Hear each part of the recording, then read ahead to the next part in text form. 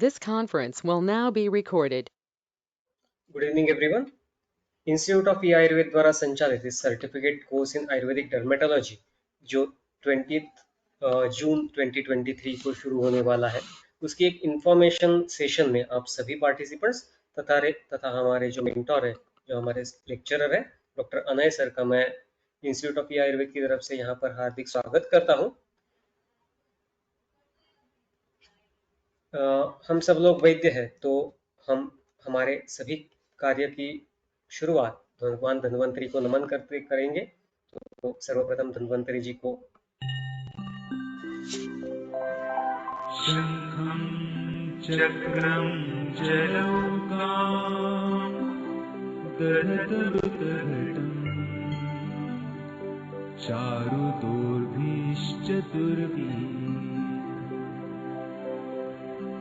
सूक्ष्मस्वच्छातिहृद्यां शुकपरिविलसन् मौलिमं भोजनेत्रम् कालाम्भोतोज्ज्वलाङ्गम् कटितटविलसत् चारुपीताम्बराढ्यम्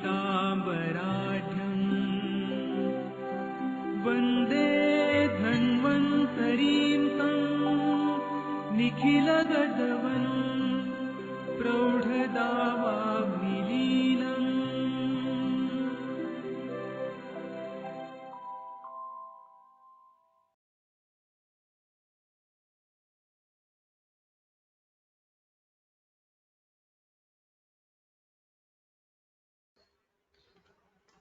ओम धन्वंतरी नमः।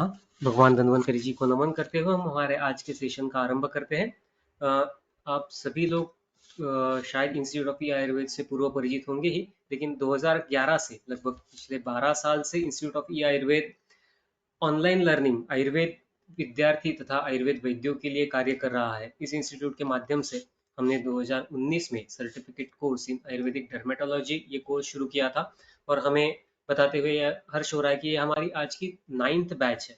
जैसे आप सब लोगों ने जो मैसेज हम सर्कुलेट कर रहे हैं वो मैसेज भी जरूर देखा होगा कि more than 700 super specialize Ayurvedic consultants हम इस पूरे संपूर्ण भारतवर्ष में शिक्षित कर पाए हैं। ये हमें बहुत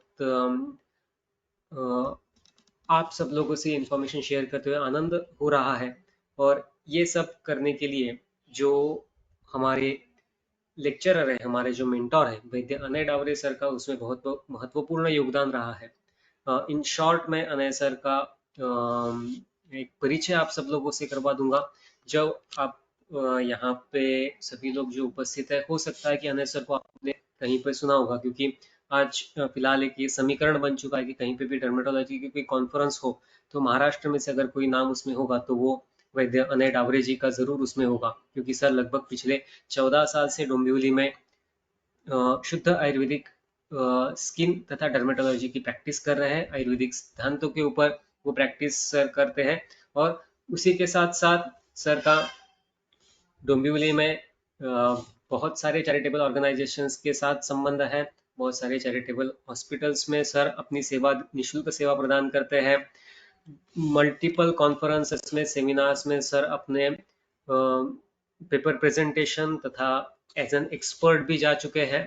केईएम हॉस्पिटल में कुछ फॉरेन डेलीगेट्स आए थे, उनके सामने भी सर को आयुर्वेद और डर्मेटोलॉजी इसके ऊपर सर ने बहुत सारे प्रेजेंटेशंस दिए हैं। ऐसे हमारे ये जो मेंटोर है अनय सर, मैं उनका यहाँ पर हार्दिक स्वागत करता हूँ, और अनय सर को रिक्वेस्ट करता हूँ कि वो नेक्स्ट सेशन कंटिन्यू करें।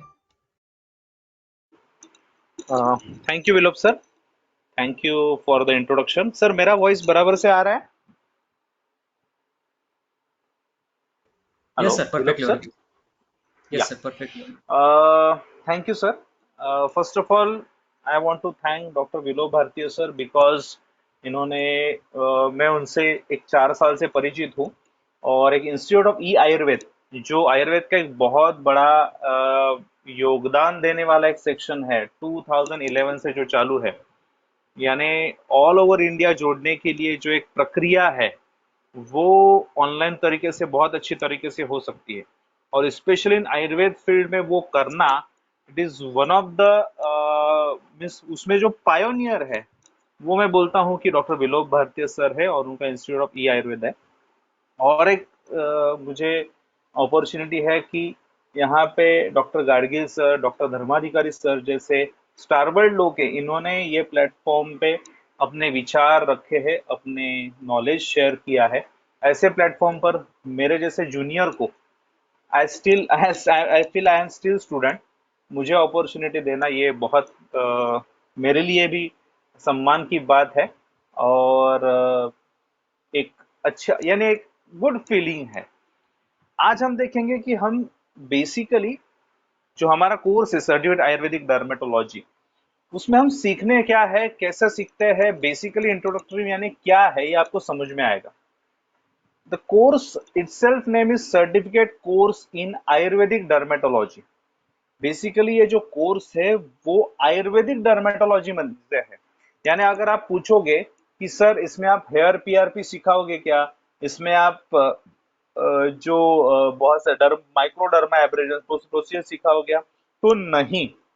ये स्पेसिफिकली आयुर्वेदिक डर्मेटोलॉजी कोर्स है जिसमें हमारे सामने बहुत सारे कॉमन डिसीजेस आते हैं, सोरियासिस से जैसे फंगल इन्फेक्शन से लेके एक्ने से लेके जो भी चैप्टर्स है उसकी हम एक कॉमन ट्रीटमेंट हम देखने वाले हैं। कॉमन ट्रीटमेंट यानी जो हम treatment proper, how to think about that, उसमें क्या सोचना है, सिद्धांत कैसे है, इसके बारे में हम देखते हैं। और वो ट्रीटमेंट मैंने देने के बाद पेशेंट में कैसे रिजल्ट्स है इसके बारे में हमने देखा गया। दूसरा और कुछ बोलते हैं कि सर इसमें आप क्रीम बनाना, मलम बनाना और ये सब प्रिपरेशन भी सिखाते हैं कि, तो नहीं, इसमें हम एक्सक्लूसिव डर्मेटोलॉजी, जिसमें डीसीएस के नाम है, यानी डर्मेटोलॉजी फील्ड ही इतना बड़ा है कि इसमें हमें सीखने के लिए बहुत सारी चीजें हैं। दूसरा मुझे बताना है कि बेसिकली सीखने के लिए बहुत है लेकिन डिसीज भी इतने हैं हमारे सामने आते हैं, हमें उसका निदान समझ में नहीं आता, हमें उसमें क्या आयुर्वेदिक थिंक करना है वो समझ में नहीं आता, उसके बारे में हम यहाँ पे सीखते हैं। तो फर्स्ट ऑफ ऑल दिमाग में रखिए, it's basically Ayurvedic dermatology course जिसमें कॉमन डिसीज है, उसमें थोड़ा सा कॉस्मेट का पार्ट है जिसमें एक्ने आता है या हाइपर पिगमेंटेशन या मेलास्मा जैसे चैप्टर्स आ जाते हैं उसमें। ठीक है, नेक्स्ट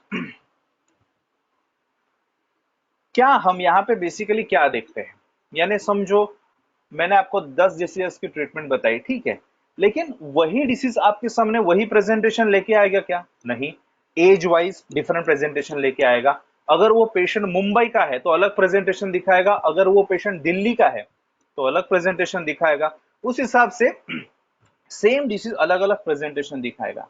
तो हम यहाँ पे क्या सीखते हैं कि हम यहाँ पे बेसिकली डर्मेटोलॉजी में मेडिसिन के बारे में कैसे सोचना है, हम जो व्याधि सामने है उसके बारे में कैसे सोचना है, उसकी हम विजन डेवलप करते हैं। यानी सोरियासिस है, ठीक है, लेकिन उसके बहुत सारे प्रेजेंटेशन दिख सकते हैं, बच्चों में अलग दिख सकता है, एडल्ट्स में अलग दिख सकता है, वुमेन्स में अलग दिख सकता है, एज वाइज अलग दिख सकता है, हाइपरटेंसिव पेशेंट में अलग दिखता है, डायबिटिक पेशेंट में। लेकिन हमें क्या आती है यहाँ पे विजन समझ में आने की वजह से हमें मेडिसिन कैसे चेंज करना ये हमें अच्छी तरह से समझ में आनी है।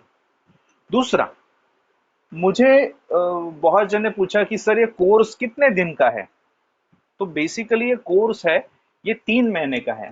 तो और कुछ ने पूछा सर मंगलवार और गुरुवार आप सिर्फ 2 ही लेक्चर लेने वाले हो क्या, तो मैंने बोला हाँ सिर्फ 2 ही लेक्चर लेने वाला, तो इसी हिसाब से वो 3 महीने चलता है।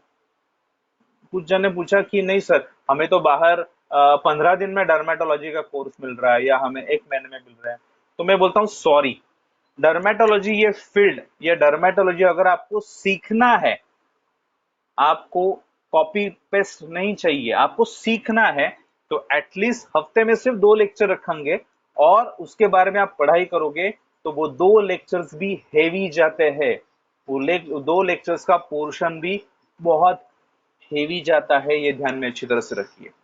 सो मैं आपको क्या बोल रहा हूँ वो अच्छी तरह से ध्यान में रखिए, इट्स अ हेवी चैप्टर जाते हैं, इसलिए हफ्ते में 2 ही लेक्चर है, क्योंकि मुझे आपको क्या दिखाना है। नेक्स्ट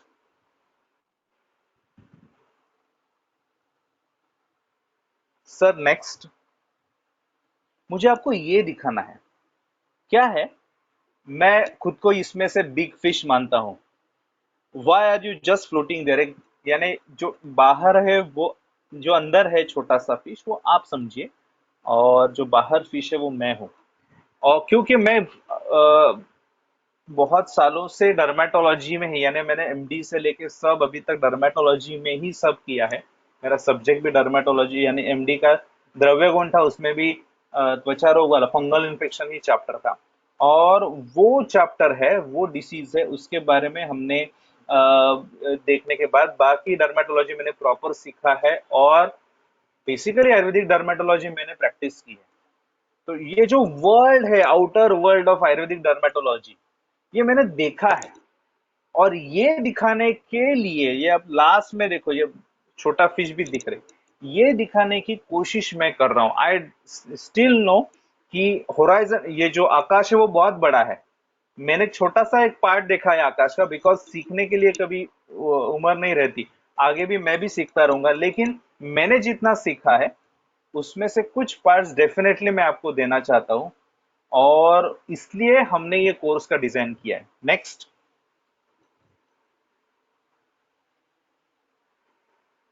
बेसिकली एक ये ऑनलाइन डिस्टेंस एजुकेशन कोर्स है। ऑनलाइन डिस्टेंस एजुकेशन कोर्स यानी ये बेसिकली ऐसा है कि आप, मैं यहाँ पे बैठा हूँ, विलोप सर खुद अमरावती में बैठे, मैं, कुछ स्टूडेंट्स अभी सुन रहे हैं वो मुंबई से है, कुछ पूना से है, कुछ गोवा से है, कुछ आसाम से है, कुछ कर्नाटका से है, वो सुन रहे, तो यहाँ पे बैठ के, घर पे बैठ के आप सुन सकते हो। ऑल लेक्चर्स, जो भी लेक्चर्स रहेंगे, are conducted by video conferencing method. ये जो आप अभी पीपीटी देख रहे हो और मेरा आवाज सुनाई दे रहा है, इसी हिसाब से किया जाता है हर टाइम, यानी आप ऐसे ही सुन सकते हो। पहले पहले 10 मिनट आपको डिफिकल्ट जाएंगे, जैसे जैसे आप यूज टू हो जाएंगे आपको वो सीखना इजी जाएगा। टोटल 24 लेक्चर्स रहते हैं, 1 घंटे के लेक्चर रहते हैं, लेकिन डेफिनेटली वो 1 घंटे के रहते नहीं, वो 1 घंटा 15 मिनट्स, वन आवर 30 मिनट्स के हो जाते हैं। So definitely it's more than 24 hours.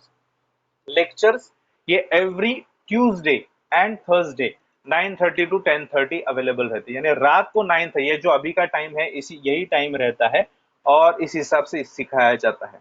अभी आप बोलोगे नेक्स्ट, अभी आप बोलोगे कि सर अगर हमारा लेक्चर मिस हुआ तो क्या? तो डोंट वरी, हमारा जो रिकॉर्डिंग है, यानी समझो आज लेक्चर हो, उसका रिकॉर्डिंग अगले 24 या 48 आवर्स, 24 आवर्स या 48 आवर्स में अवेलेबल होता है।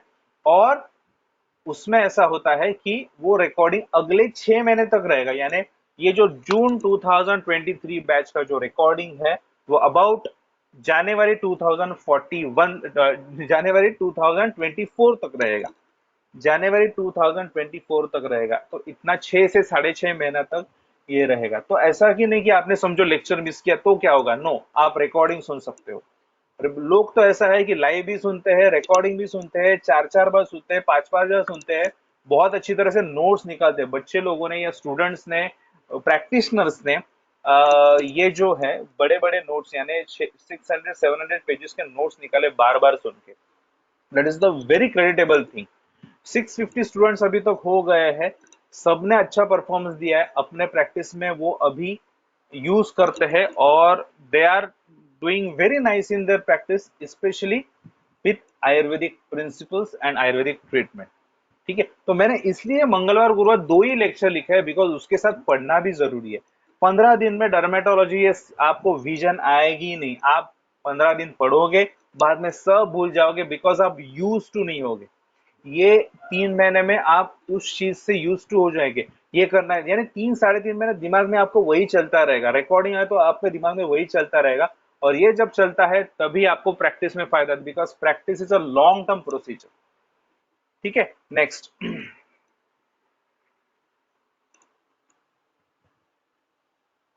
उसमें टॉपिक्स कौन से हैं? एनॉट है, फिजियोलॉजी है, डायग्नोसिस कैसा करना है उसके बारे में है, केस टेकिंग है, जो खुद केस पेपर है वो मैंने डिजाइन किया हुआ है वो है, चिकित्सा सिद्धांत है, जो कॉमनस्ट डिसीजेस है जिसमें biggest disease psoriasis, fungal infection, eczemas, lichen planus, vitiligo, hair disease, then irritant contact dermatitis, then herpes zoster जैसे एलर्जिक कॉन्टैक्ट डर्मेटाइटिस से लेके एक्ने, हेयर फॉल, ऐसे बहुत सारे डिसीज है उसके बारे में हम, डैंड्रफ से लेके सब डिसीज के बारे में देखने वाले हैं। इवन डर्मेटोलॉजी में जो इमरजेंसीज रहती है उसके बारे में भी हम देखेंगे। डीकोडिंग ऑफ द कल्प, यानी ये कभी लिया नहीं जाता कि हम एक कल्प कैसे, एक जो कल्प है समझो एक कोई मेडिसिन है, कॉमन मेडिसिन आरोग्यवर्धिनी है, गंधक रसायन है, उसका बेसिकली डिजाइनिंग कैसा है, इसके बारे में हम एक चैप्टर देखेंगे जिसके आपको समझ में आएगा कि ये डिसीज के लिए, ये अवस्था के लिए हमने ये कल्प की योजना क्यों की।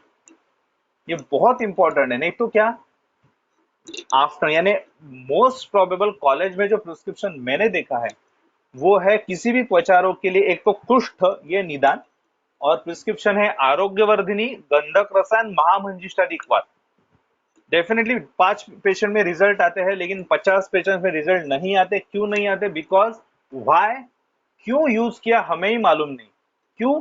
बिकॉज मेडिसिन का जो डिकोडिंग है, मेडिसिन के अंदर क्या है, वो कौन से दोष पे काम करता है, कौन से दुष्य पे काम करता है, इसके बारे में ही हमें परफेक्टली मालूम नहीं। That is the problem of ours in Ayurvedic. यानी आप एलोपैथी वाले देखो, they know very well about their medications. यानी समझो सोरियासिस है, सोरियासिस में एंटीबायोटिक देने का कुछ पर्पज ही नहीं है। यानी वहां पे बेसिकली पैपिलोस्क्वामस डिसीज रहता है, नॉन इन्फेक्टिव डिसीज है, लेकिन उसमें भी वो रॉक्सिथ्रोमाइसिन दे के रिजल्ट लाते हैं। कैसा? Because they know how to tackle the medicine, how they know the inside, medicine के अंदर के वो परफेक्टली। ये हमें भी मालूम रहना चाहिए आयुर्वेदिक पर्सन को। That's why decoding of the कल्प, बेसिक ऑफ कॉस्मेटोलॉजी भी उसमें लिया जाता है। नेक्स्ट, कैसा है हमारा जो पैटर्न ऑफ लर्निंग, कैसा है यहाँ पे हम देखेंगे। जो सीएडी का कोर्स है उसमें कैसा है, हम बहुत स्टेप वाइज स्टेप जाते हैं, स्टेप बाय स्टेप। यानी ऐसा नहीं कि पहला हम चैप्टर लेके सोरियासिस, दूसरा चैप्टर लेके एक्ने, ऐसा नहीं। हम एनाटॉमी फिजियोलॉजी से जाते हैं।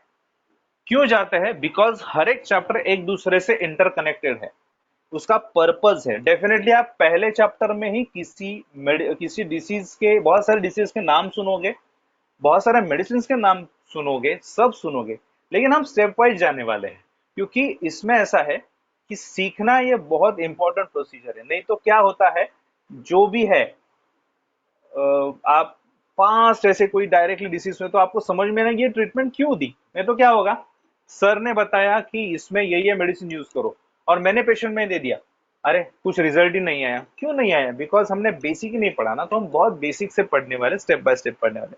नेक्स्ट, क्या पढ़ने वाले, कैसा पढ़ने वाले हम देखेंगे। अरे सर ने काजोल कहाँ ला ली बीच में, लेक्चर के बीच में काजोल, देखिए। नेक्स्ट, बेसिकली क्या है, आपको सोरियासिस मालूम है। सोरियासिस में स्टेबल और अनस्टेबल ऐसे 2 पार्ट पढ़ते हैं। ये मैं अपने लेक्चर्स में सिखाता हूँ। यानी हमने कभी देखा है कि डॉक्टर, पेशेंट आता है, डॉक्टर हमारा सोरियासिस ना एकदम फटाफट फटाफट फटाफट बढ़ रहा है, बराबर। और हम क्या करते हैं, हमारी एक स्टैंडर्ड, गोल्ड स्टैंडर्ड दिमाग में सोरियासिस की ट्रीटमेंट फिक्स रहती है। इवन एलोपैथी की भी फिक्स स्टैंडर्ड ट्रीटमेंट रहती है कि इसमें कोई steroid with salicylic acid use करो, सेब यूज करो। But even in modern medicine, unstable psoriasis में जब अनस्टेबल रहता है तो यूज ओनली इमोलिएंट्स, यानी कोई मॉइस्चराइजर जैसा यूज करो। Unless and it is stable, वो स्टेबल रहा तभी स्टेरॉइड जैसा यूज करो। आयुर्वेद में भी यही बोला है कि अनस्टेबल कोई कंडीशंस रही, फटाफट बढ़ने वाला रहेगा, तीक्ष्णोष्ण लेप्रोत्कृष्टम कुष्ठम ही विवृद्धि मलिने देहे। अगर बहुत फास्ट बढ़ने वाला कोई कुष्ठ रहेगा उसमें तीक्ष्ण लेप आप यूज मत करो, उसमें आपको पहले शोधन करो, बाद में आप तीक्ष्ण लेप कर सकते हो। यानी बेसिकली क्या, वहां पे सूदिंग एजेंट यूज करो। वो काजोल का फोटो हमने क्यों देखा, हमने वो मूवी देखा है, कुछ कुछ होता है उसमें, शाहरुख खान और काजोल बास्केटबॉल खेलते रहते हैं और कैसा रहता है, वो काजोल शाहरुख खान को चिढ़ाती रहती है, Rahul is a cheater, Rahul is a cheater, और शाहरुख खान और चिढ़ता है और फिर और चिढ़ाती है, शाहरुख खान और चिढ़ता है और बाद में उसका हाथ मरोड़ता है। वैसा ही ये भड़का हुआ सोरियासिस है, बढ़ने वाला सोरियासिस है, और उसमें हम अपनी एकदम और तीक्ष्ण उष्ण, हमारे महामरीचादि से लेके सब strong to strongest medication use कर रहे हैं एंड सोरियासिस और बढ़ रहा है। हर 3-4 दिन बाद पेशेंट का फोन आता है, डॉक्टर मेरा सोरियासिस बढ़ रहा है। तो यहाँ पे बेसिकली हमें शांत करने वाली सौम्य, यानी अगर काजोल शाहरुख खान को चिढ़ाती नहीं, उसको प्यार से बुलाती, तो क्या होता था? शाहरुख खान चिढ़ता था? नहीं चिढ़ता था। सेम हियर हैपन कि अगर आप सोरियासिस के पेशेंट को, जो अनस्टेबल सोरियासिस है, इसमें अगर आप शांत करने वाले, जो आप सामने देख रहे हैं, शतधौतकृत, पिंड तेल, तुंगद्रुमादि तेल, ये सब बाहर मिलते हैं। मैक्सिमम मेडिकेशंस जो बाहर मिलते हैं वही मेडिकेशंस बताए जाते हैं। अभ्यंतर गुरुत्वपान, रक्त मोक्षण, विरेचन, ये करना जरूरी है। ये जब आप करोगे तभी वो अनस्टेबल सोरियासिस है वो स्टेबल होगा। उसके बाद ही आप बाकी जो ट्रीटमेंट है या स्थिरीकरण है उसके ट्रीटमेंट करते हैं। डेफिनेटली ये सीखने को टाइम लगेगा ना। अभी ये मैंने बताया, ये 5 मिनट में नहीं, इसको आधा घंटा 20-25 मिनट लगते हैं सिखाने को, क्योंकि इसमें से मेडिसिन है, शतधौता हमने क्यों यूज किया, ये सब हमें जानना जरूरी है। दूसरा, सोरियासिस के हम ट्रीटमेंट दिए। हाँ सर, हमने भी सोरियासिस की ट्रीटमेंट दिया, लेकिन फर्क नहीं पड़ा। क्यों नहीं पड़ा? अरे भाई, अब दूसरा मूवी आया क्या? बाहुबली मूवी आया क्या सर? बेसिकली इसमें ऐसा है कि ये छोटा मूर्ति है वो भल्लाल देव की है, और ये जो बड़ी मूर्ति है वो है बाहुबली की। तो बेसिकली क्या रहता है, ये जो सोरियासिस डिसीज है ना, वो बाहुबली की तरह रहता है, और हमारी जो ट्रीटमेंट रहती है वो रहती है भल्लाल देव की तरह। यानी बेसिकली क्या होता है, डिसीज इतना बड़ा, और हमारे दिमाग में, हाँ, आरोग्यवर्धिनी 1 बीड़ी, किशोर गुगुड़ 1 बीड़ी, इसके आगे हम जाते ही नहीं। अरे डिसीज अगर जायंट है तो उसको आपको ट्रीटमेंट भी जायंट देनी पड़ेगी, दिमाग से देनी पड़ेगी। अगर आपको हाथी को मारना है तो आप बकरी को भेजोगे या शेर को भेजोगे? शेर को भेजोगे ना। दूसरा, शेर डायरेक्टली अटैक करेगा या सच सोच समझ के अटैक करेगा कि अभी हाथी का ध्यान नहीं है तभी जाके ही करूं? तो इसी हिसाब से अवस्था के अनुसार हमें स्ट्रॉन्ग टू स्ट्रॉन्गेस्ट या बेस्ट टू बेस्ट मेडिकेशंस हमें देने हैं। भल्लाल देव के से हम बड़े बड़े बाहुबली के सामने हमने बड़ा भल्लाल देव ही यूज करना है। That is the most important. That's why बहुत बार सोरियासिस की ट्रीटमेंट सक्सेसफुल नहीं होती। नेक्स्ट, सी, अभी ये कुछ मेडिसिन लिखे, ये टिपिकल सोरियासिस का मेडिकेशन है। अभ्यंतर घृतपान, अभी ये जो ट्रीटमेंट है ना, ये हाथी को मारने के लिए शेर है, या बड़े बाहुबली है उसके इतना भल्लाल देव है। अभ्यंतर घृतपान, इंदुकांत घृत, कल्प में रसमाणिक्य, बाउची या बाकुची, विड़ंग, मंजिष्ठा, इसका यूज किया जाता है। गंधक रसायन, गोमूत्र रहित की रसपाचक, आरगवदादि कषाय, और बाह्य में अर्क तेल, इस हिसाब से यूज किया जाता है। ये स्पेसिफिकली कौन से सोरियासिस में किया जाता है, दैट इज द, ये हमें हम कोर्स में देखेंगे, बिकॉज ऐसा नहीं कि हर एक सोरियासिस में यही ट्रीटमेंट देनी है, बट यस, हम एक टाइप के सोरियासिस में दे सकते हैं। ये ट्रीटमेंट है, ये स्ट्रॉन्ग है, जो अच्छी तरह से सोरियासिस में काम करती है। नेक्स्ट, सी, 3 टाइप है, बराबर है। मैंने कुछ मेडिकेशंस आपको बताए, चलेगा क्या? सब में चलेगा। ये मैं जब यूरोपियन डेलीगेट्स पे लेक्चर ले रहा था तब मैंने उनको फोटो दिखाया, फर्स्ट, सेकंड एंड थर्ड। तो उन्होंने देखा, तो मैंने उनको पूछा इसको नाम क्या बोलते, तो उन्होंने अपने, यानी कोई ऑस्ट्रियन था, कोई स्विस का था, स्विट्जरलैंड का था, कोई जर्मनी का, उन्होंने अपने अपने नाम में सोरियासिस, यानी सोरियासिस से डायग्नोसिस था, लेकिन अपने अपने लैंग्वेज में बताया। आयुर्वेद में बेसिकली सोरियासिस वर्ड ही नहीं है, तो वी गॉट दोष के हिसाब से first picture, second picture, third picture, तीनों सोरियासिस ही है। लेकिन तीनों में अवस्था ये देख सकते हैं, पहला काला जैसा दिख रहा है, दूसरा गुलाबी जैसा दिख रहा है, तीसरा लाल जैसा दिख रहा है। तीनों के मेडिकेशन सेम रहेंगे? तीनों की ट्रीटमेंट गोल्ड स्टैंडर्ड रहेंगी? नहीं। जो मैंने पहले मेडिकेशंस बताए वो सेम इसमें चलेंगे क्या? किसी फॉर्मेट में तो चलेंगे, लेकिन बाकी 2 फॉर्मेट में डेफिनेटली नहीं चलेंगे। क्यों नहीं चलेंगे? बिकॉज इसमें अवस्था चेंज होती है, प्रकृति चेंज होती है, हेतु चेंज होते हैं, प्रेजेंटेशन ऑफ जो सोरियासिस है वो डिफरेंट रहता है। दैट्स वाई वो मेडिकेशन चलता नहीं है। आप समझो, वो मेडिकेशन गलत इसमें यूज करोगे तो बढ़ेगा। दैट्स वाई हम, हमारे पास जो सोरियासिस के पेशेंट आते हैं उसमें से 10 में से 4 पेशेंट को रिजल्ट आते हैं, 4 पेशेंट को कुछ रिजल्ट नहीं आते, 2 पेशेंट बढ़ाते हैं। क्यों होते हैं? Because of this. हमें ये रेट कम करना है, ऐसे नहीं कि हमारे 10 में से 10 परफेक्ट हो जाए, because there are so many condition, लेकिन 10 में से एटलीस्ट 7 पेशेंट्स को हम रिलीफ दे सकते हैं, हमारा परसेंटेज ऑफ रिजल्ट डेफिनेटली बढ़ा सकते हैं। Next, dermatophytosis. अभी ये क्या चीज है? बेसिकली ये हमारा एक, मैं उसको नेशनल ईच डिसीज बोलता हूं, फंगल इन्फेक्शन बोलते हैं ना, ग्रॉइन रीजन में लेके आता है, that is the dermatophytosis. Commonest of all fungal infection, जो ग्रुप ऑफ फंगाई है, ट्राइकोफाइथॉन, माइक्रोस्पोरम, एपिडर्माफाइथन, ये जेनेरिक की वजह से होता है। ह्यूमन टू ह्यूमन ये सब चीजें हमें मालूम है, और 20% ऑफ द टोटल पॉपुलेशन ऐसे बोला गया है, रिंगवर्म उसको बोलते हैं। बेसिकली इसमें ऐसा है कि अगर हम देखेंगे तो पहले के थोड़ा सा एक 15-20 साल में ये डिसीज के पेशेंट बहुत ज्यादा बढ़े हैं, और किसी मेडिसिन को अच्छी तरह से रिस्पॉन्ड नहीं दे रहे, ऐसा देखा गया है। क्यों, उसके रीजनिंग भी ढूंढे गए हैं। तो उसका कारण है कि एक साथ दो जेनरी एक साथ रहना, यानी ट्राइकोफाइथन का एक स्पीशीज, एक जेनरी का एक स्पीशीज रहना, और एपिडर्माफाइथन का एक जेनरी स्पेसिफिक उसका एक स्पीशीज रहना, ये दोनों साथ में रहते हैं।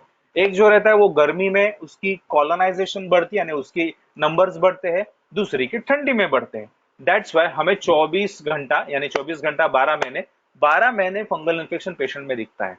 बिकॉज ऑफ दिस प्रेजेंटेशन भी अलग अलग रहता है।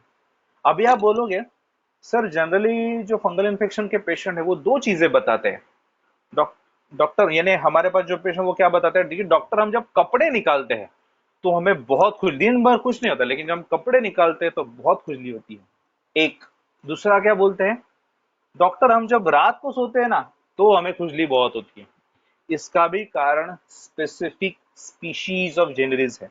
कुछ स्पीशीज रहती है उसको एयर कांटेक्ट हुआ तो उसका कोलोनाइजेशन बढ़ता है, कुछ स्पीशीज रहती है जब बॉडी टेम्परेचर अपना नॉर्मल है 25 to 27 होता है तब बढ़ती है। उस हिसाब से हवा का टच होना उससे फंगल इन्फेक्शन बढ़ना, आप सोते हैं उसके बाद बॉडी नॉर्मलाइज होते हैं उसके बाद फंगल बढ़ता है, ऐसा देखा गया है।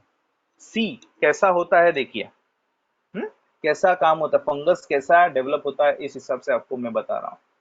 दैट्स वाई आपको फंगल इन्फेक्शन की ट्रीटमेंट देते समय भी आपको बहुत सोच समझ कर देनी है। गलत हो गया तो पेशेंट डेफिनेटली हर 2 दिन में आपको रात को फोन करेंगे, बिकॉज यही पेशेंट थे वो आपको रात को फोन करते हैं। नेक्स्ट,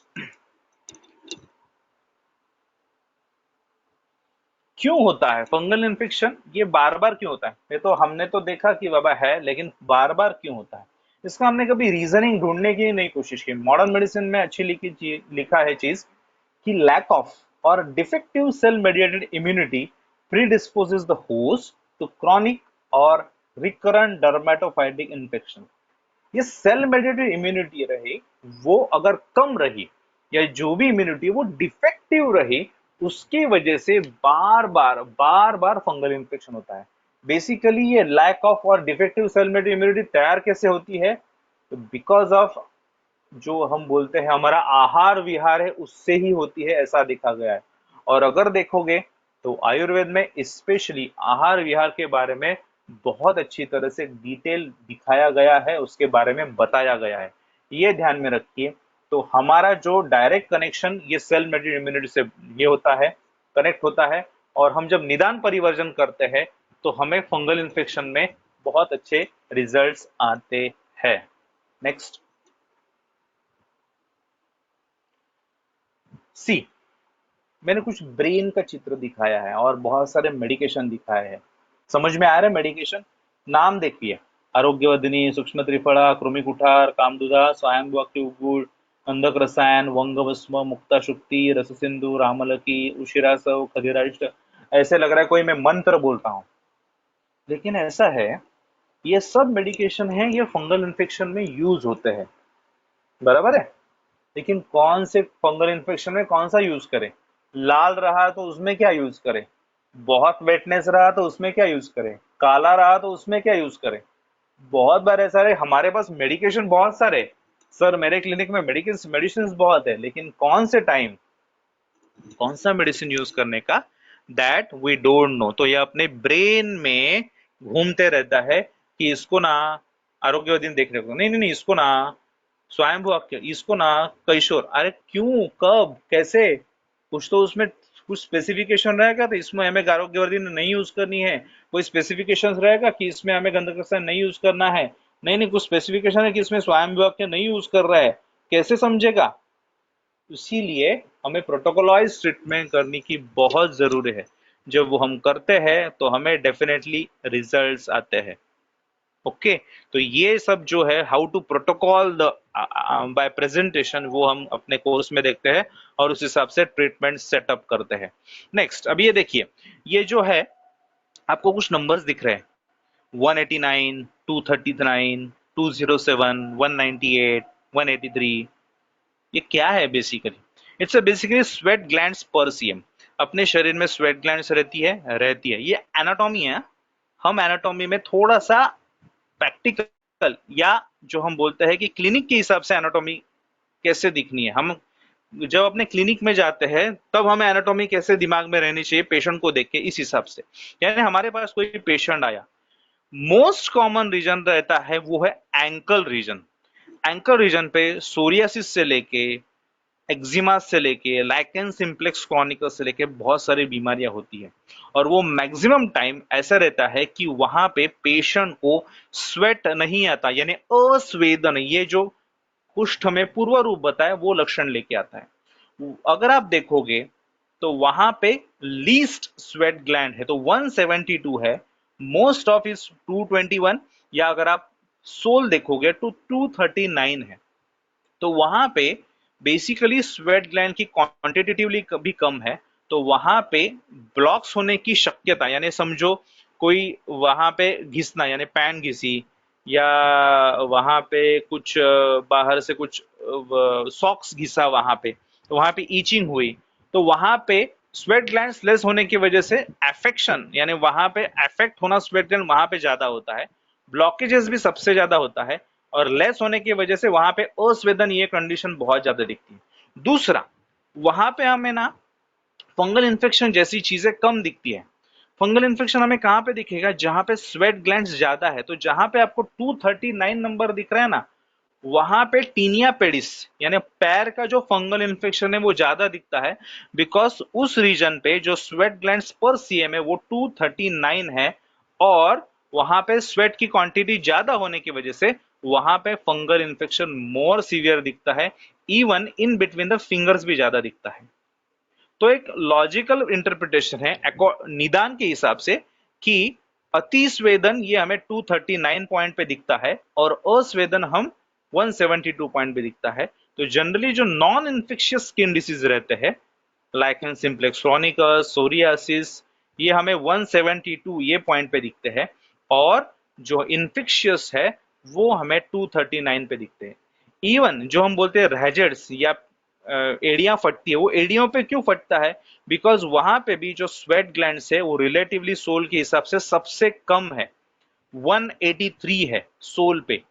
आप देखोगे सोल पे 189, 239, 207, 191, तो वहां पे बेसिकली स्वेट जो रहता है वो स्किन पे वेटनेस लाने का भी फायदा करता है, क्लेदस से स्वेदस से क्लेद विद्रुति यानी क्लेद बाहर निकलने का काम करता है, वहां पे एक मॉइस्चर लाने का भी काम स्वेद करता है। तो वहां पे तुरंत ड्राइनेस कैसे आएगा? कौन से रीजन पे आएगा? ऑफकोर्स सोल के 183 पे। दैट्स वाई जो रैजेट्स की जो शुरुआत होती है वो हमेशा हील पे होती है, ये ध्यान में रखिए। तो उस हिसाब से हम एनाटॉमिकल चेंजेस देखते हैं, एनाटॉमी के हिसाब से डिसीज देखते हैं। नेक्स्ट, यही एनाटॉमी थी। नेक्स्ट,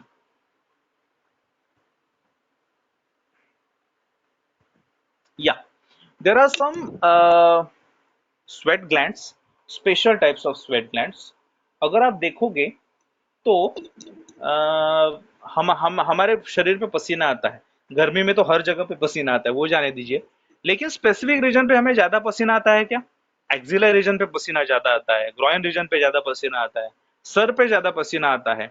ये क्यों आता है? Because presence of the apocrine sweat glands. दो तरह की स्वेट ग्लैंड्स अपने बॉडी में रहती है, एक एपोक्राइन स्वेट ग्लैंड्स, एक दूसरा है eccrine sweat glands. All over the maximum body जहां पे है वहां पे एक्रोक्राइन रहती है। Apocrine specifically axilla, areola, periumbilical, perineal और सर्कमओरल ऐसे रहती है। तो और वहीं पे सबसे ज्यादा पसीना आता है। दूसरा, जो पसीने की जो बदबू है या हम स्मेल बोलते हैं, चेस्ट के पसीने को कभी आपने स्मेल देखा है? जनरली नहीं, लेकिन एक्सिला के पसीने को आप कोई भी ऐड देखो, डिओड्रेंट की ऐड देखो, जॉन अब्राहम की ऐड थी, या कोई अभी अभी भी ऐड देखो, वहां पे हमेशा हाथ ऊपर करके दिखा है, तभी नाक में कोई बाजू में खड़ी हुई औरत नाक को हाथ लगाती है, क्यों लगाती है? बिकॉज एक्सिला का जो स्वेट रहता है, it's a secretion of apocrine sweat glands, और वही जो रहता है उसको ओडर आता है।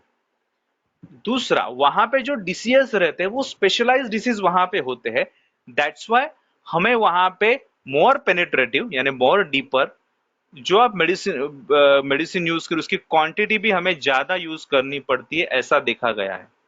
ओके, समझो आप फंगल इन्फेक्शन ऑफ स्टमक देखोगे तो वहां पे समझो आरोग्यवर्धिनी आप 1 TDS यूज कर रहे हो, वही ग्रोइन रीजन रहेगा जहां पे एपोक्राइन स्वेट ग्लैंड है, वहां पे आपको आरोग्यवर्धिनी ये 2 TDS 3 TDS इस हिसाब से देनी पड़ती है, बिकॉज वहां का स्वेट अलग क्वालिटी का रहता है। क्या रहता है, कैसा रहता है, ये हम डेफिनेटली लेक्चर में देखेंगे। नेक्स्ट,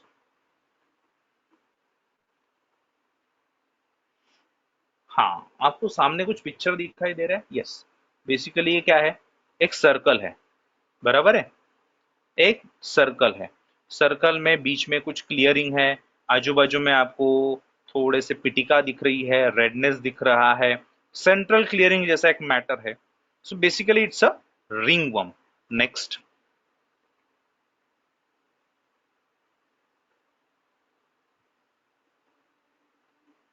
व्हाट इज, अरे और एक रिंग आ गई, ये क्या है फिर? इसमें तो सेंट्रल क्लियरिंग नहीं है, लेकिन कुछ स्केली दिख रहा है, या बीच में हम बोल सकते हैं क्रश जैसा है, रेडनेस है, सब है। Basically it's a nummular eczema. Next,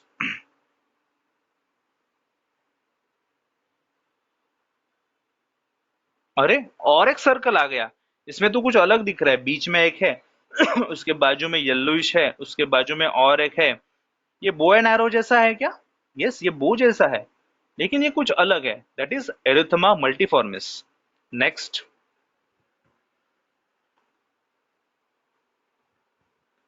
अरे और एक सर्कल आ गया सर, कंफ्यूज होना शुरुआत हुआ, लेकिन इसमें कुछ ना, जो बाजू का जो दिख रहा है ना वो इडिमेटस दिख रहा है, सेंट्रल में कुछ नहीं दिख रहा है। So basically it's a granuloma एन्युलरे।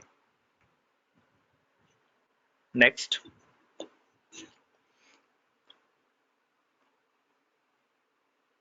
और एक सर्कल है, गाल के रीजन पे है, पूरा भरा हुआ है, कुछ अलग ही दिख रहा है, क्रस्ट है, रेडनेस है, इट इज अ क्रोमोब्लास्टोमाइकोसिस। क्या है, आपने ना, हम निदान देखते हैं जब कोई डिसीज देखते हैं, हमारे क्लिनिक में आते हैं, पांचों सर्कल थे, पांचों सर्कल थे, पांचों में कुछ अलग अलग था, पांचों में कुछ अलग अलग था, डायग्नोसिस का नेम चेंज हुआ, डायग्नोसिस का नेम चेंज हुआ, दोष दुष्य भी चेंज होंगे, दोष दुष्य भी चेंज होंगे, उस हिसाब से ट्रीटमेंट भी चेंज होंगी, डेफिनेटली ट्रीटमेंट भी चेंज होगी। इसलिए निदान बहुत जरूरी है। ऐसे हम ऑलमोस्ट 50 टू 55 डिसीज 2 लेक्चर में देखने वाले हैं, जिसमें हम सिर्फ डायग्नोसिस ट्रिक्स देखेंगे, हाउ टू, ये देख के हमें समझ में कैसा आना चाहिए ये क्रोमोब्लास्टोमाइकोसिस है, ये देख के समझ में कैसा आना चाहिए कि ये फंगल इन्फेक्शन है, ये देख के हमें कि ये सोरियासिस है, ये देख के कैसे हमें इनवर्स सोरियासिस है, ये देख के हमें समझ में ये मैक्युलर एम्लॉयडिसिस है, और इस हिसाब से हमें ट्रीटमेंट भी करनी जरूरी है आगे, बिकॉज हर एक को हम श्रिंक करते हैं, यानी एक सोच रखते हैं या उसको हम कॉम्प्रोस करते हैं कि इसमें स्पेसिफिकली ये ट्रीटमेंट देनी है, लेकिन उसके लिए पहले क्या करना जरूरी है, एटलीस्ट निदान। और मॉडर्न में निदानात्मक चीज के लिए बहुत अच्छी तरह से प्रेजेंटेशन आया है, बहुत अच्छा उन्होंने चीजें लिखी है। तो हमें ट्रीटमेंट देने के लिए जो आज के, यानी ये जो डिसीजेस है ब्लास्टोमाइकोसिस से लेके सब है, उसके बारे में आयुर्वेद में लिखा है नहीं लिखा है, या ये वर्ड्स है नहीं है, दैट इज डिफरेंट, बिकॉज हर साल नए कोई ना कोई डिसीज इन्वेंट होता है, वो डिसीज का डेफिनेटली नए सिम्टम्स, नए कुछ दिखते हैं।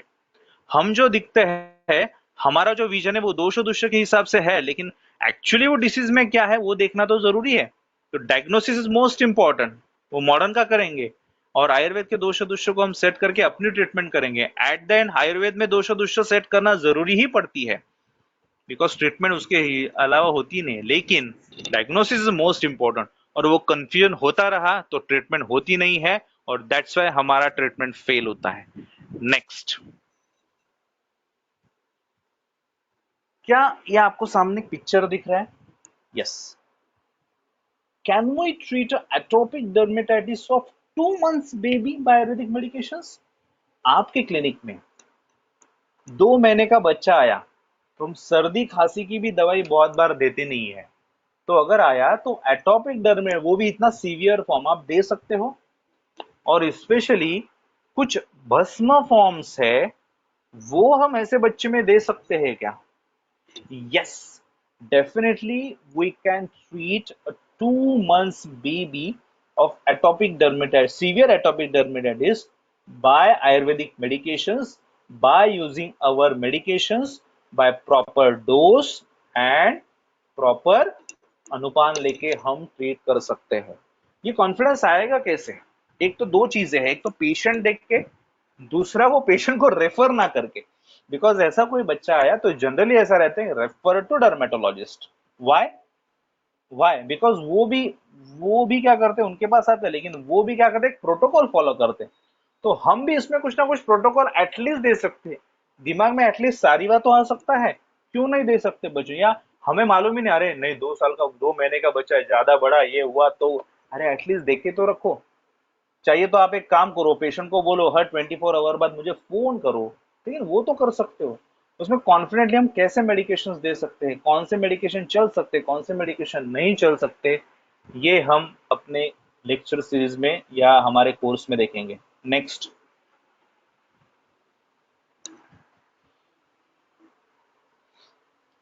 पूर्ण स्लाइड दाखवा। नेक्स्ट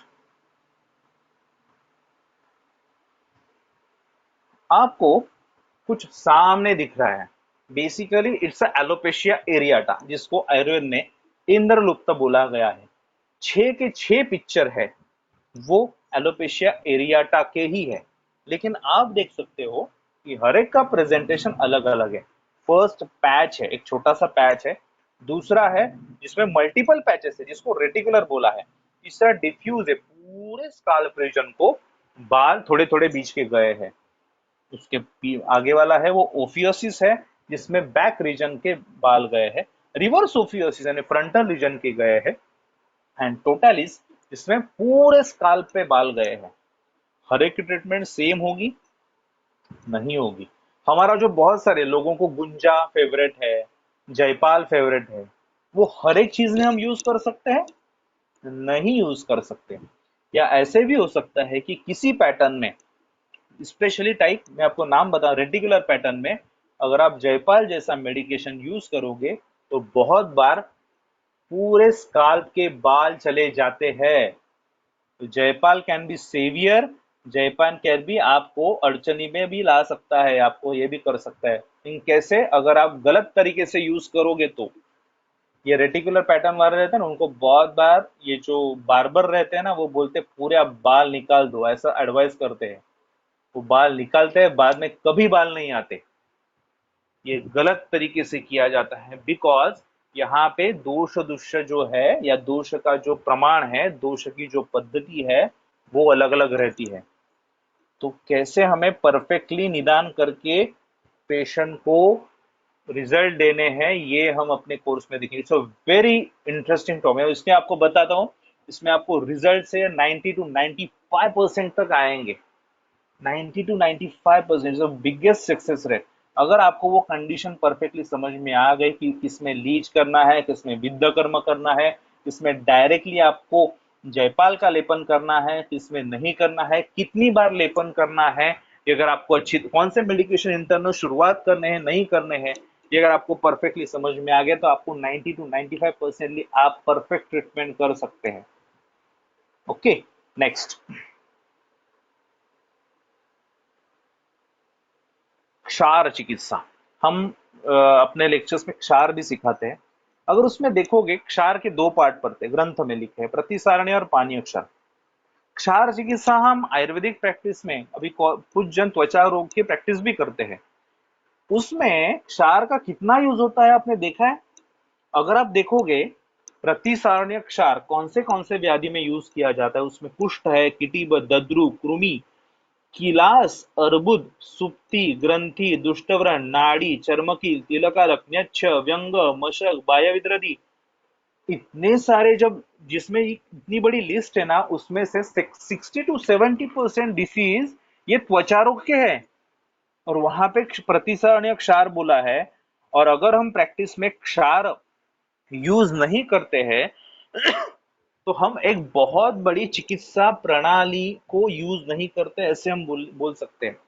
सुश्रुत ने, जो सुश्रुत ये सर्जरी के जनक माने जाते हैं, उन्होंने क्षार बोला है, और त्वचा रोग में स्पेशली प्रतिसरणी क्षार इतने सारे डिसीज में यूज किया जाता है। तो हम बहुत बड़ी ट्रीटमेंट से वंचित है, ऐसे मुझे लगता है कि सिर्फ आपके क्लिनिक में क्षार से बनाया हुआ एक आध मेडिसिन रहेगा, वो बहुत सारे डिसीज के लॉन्ग टर्म, जिसको ब्रॉड स्पेक्ट्रम बोलते हैं, ऐसे डिसीज को कवर अप कर सकता है। Minimum medication, maximum utilisation, maximum पैसा आप कमा सकते हो। कैसा?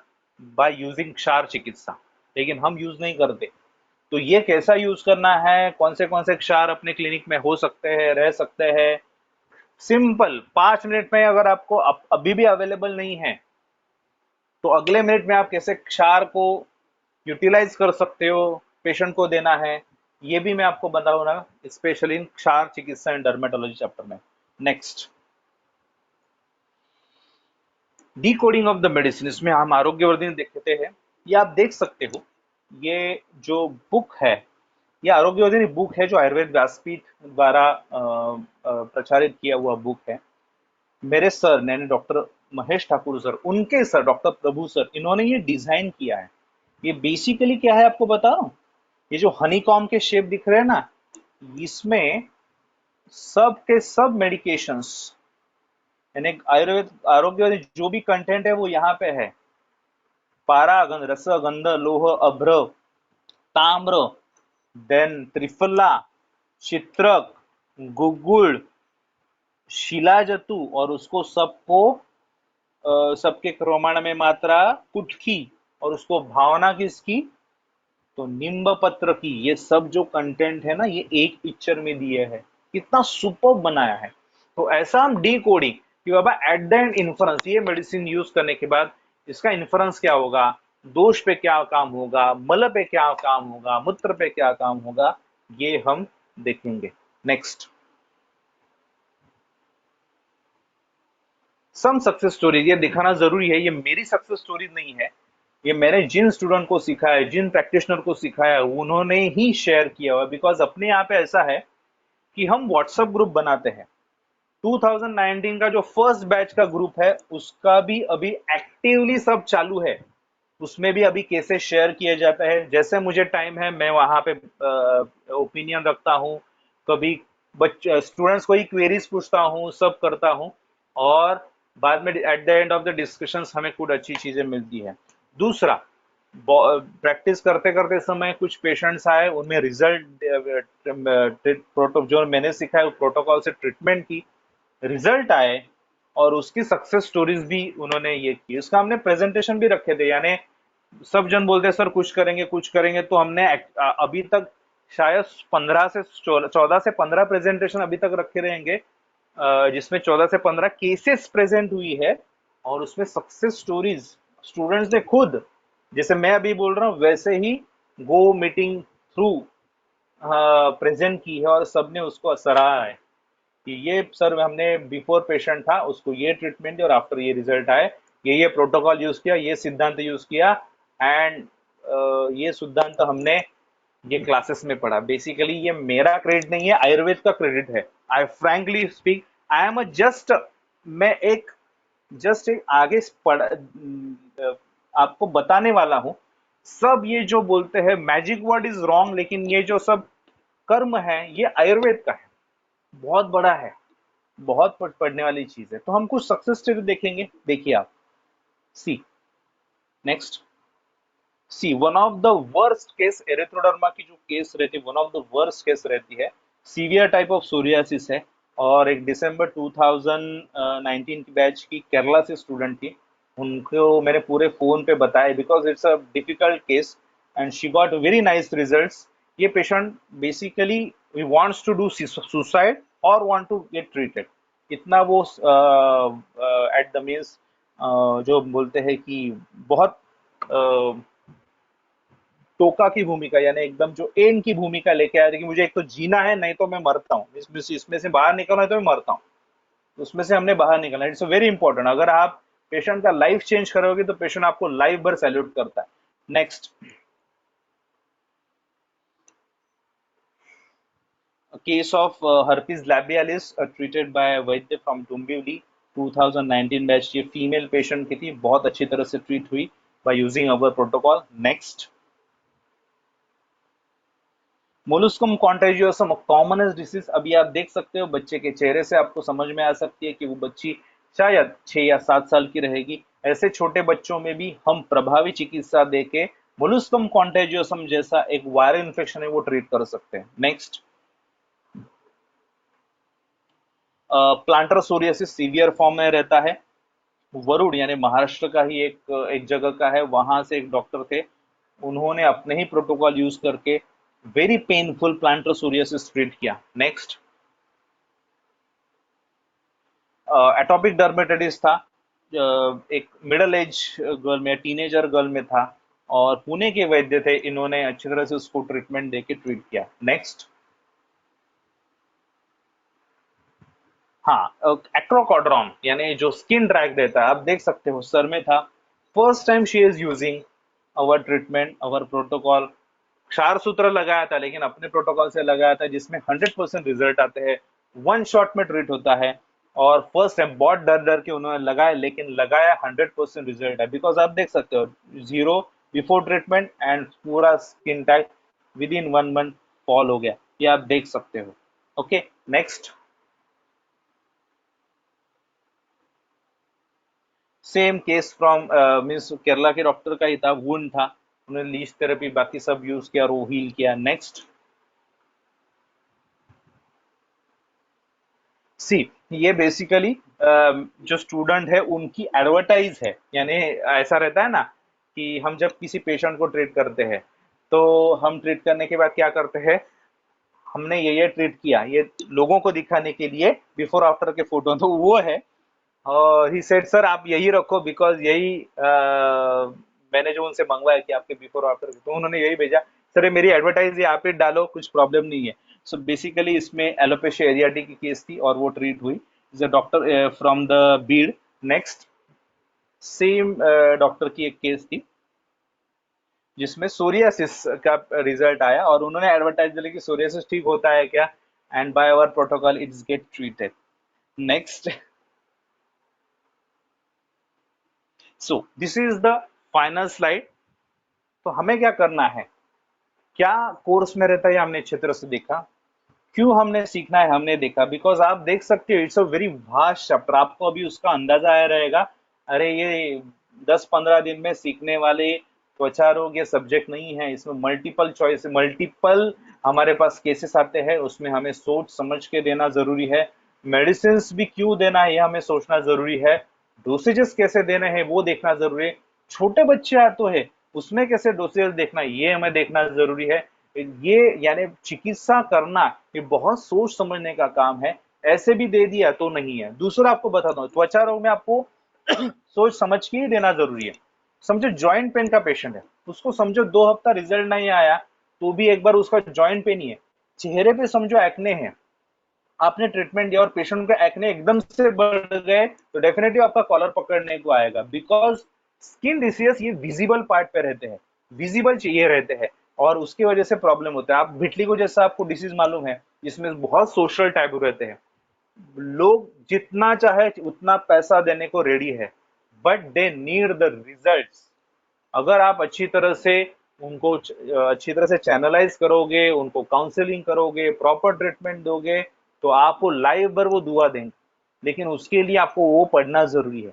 ये सब चैप्टर्स हम यहाँ पे psoriasis, fungal infection, herpes zoster से लेके जो भी चैप्टर्स है वो हम यहाँ पे कंप्लीटली लेते हैं, अच्छे तरह से उसके ट्रीटमेंट देखते हैं। बिफोर आफ्टर फोटो तो हमने मेरे मेरे मेरे तो देखेंगे ही, और आपने तो यहाँ पे जो मेरे स्टूडेंट्स है, प्रैक्टिशनर्स है, जो जिनको मैंने सिखाया उनको भी देखे, तो ऐसे हम पढ़ सकते हैं।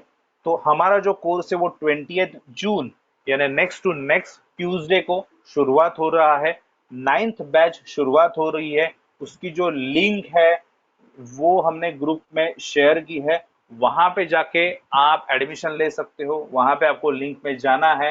लिंक में जाने के बाद पेरेंट सब्सक्राइब करना है। बाद में आपको पूरा फॉर्म फिलअप करना है।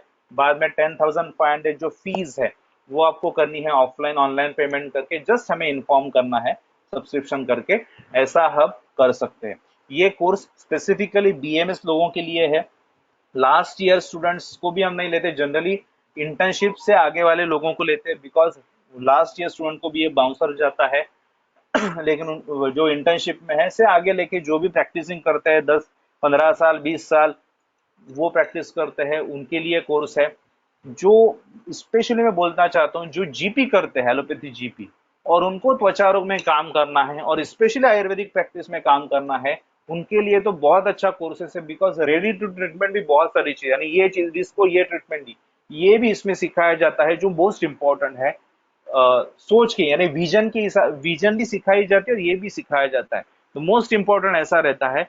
और उनको प्रैक्टिस में यूज, हमने जो देखे हैं उसमें से फोटोज, उसमें से मैक्सिमम जन तो जीपी करने वाले थे और वो भी आयुर्वेदिक प्रैक्टिस कर रहे हैं।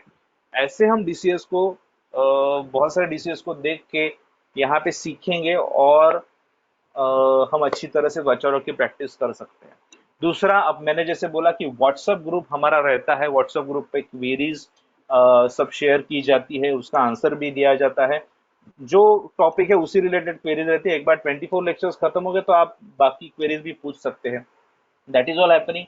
ऐसे नहीं कि 24 ये लेक्चर्स है, उसके बाद भी कुछ एक्स्ट्रा लेक्चर्स हमने रखे हैं, स्पेशल लेक्चर्स रखे हैं। तो ऐसा अपना कोर्स 3 महीने का है। ये जो लिंक है, यही लिंक आपको व्हाट्सएप ग्रुप पे मिलेगी। उसी लिंक पे जाके आपको एडमिशन्स लेना है।